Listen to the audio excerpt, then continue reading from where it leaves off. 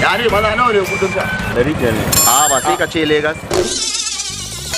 An sa wari kawai. A can ma ban ba da ko sisi. Kawai ka gode. Hawa abokina. Wannan.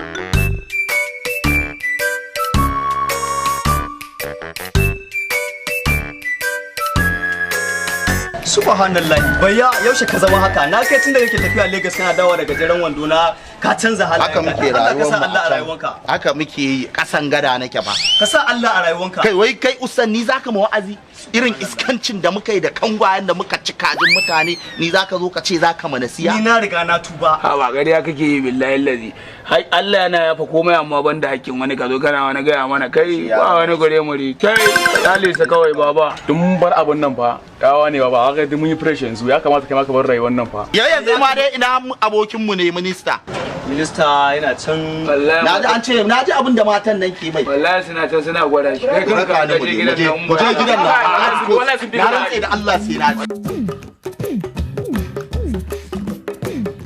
abokina ka san maman tayo budurwa ta ba da kuke zaman dadiro ita ka san ta taba tafasa ruwan zafi ta zuba mu a fuska amma ai na sumar da ita to bari fahimta da ke wani abu daya wa'annan har ruwan batir suke ajewa wa'annan in kace za ka shiga ba zan hana ka ba wallahi kai na kula gwaje ma ka zama mace wallahi ai mata ma zama habbare abokina dan galashe shi galashe kai me zan gani haka shara suka sa ka abin da nake ji haba ko sai ka shigo mai gida kai tsaye haka okay a matsayina na abokin ka masu to Qur'ani baka isa ba duk bura uban da muka yi tare muka taso tare ma zan shigo gidanka ai ba zancen wannan kuma na ji abin da matan nan suke yi kai da Allah dakata Allah da Allah ci gaba da shara na ba na so na rantsa da Allah ni na ina aure wallahi ba za ka yi ba su ma asiri ni wallahi a Lagos mace ta min iskanci ko na auri mace ina nan garin su min iskanci zan iya kashe su na kashewa kina jin shi kashewa da mu hada shi da kina mai gidan ruwan ina da kai wa da kai ruwan zafi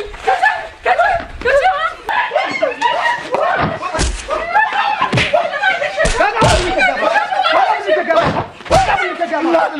ma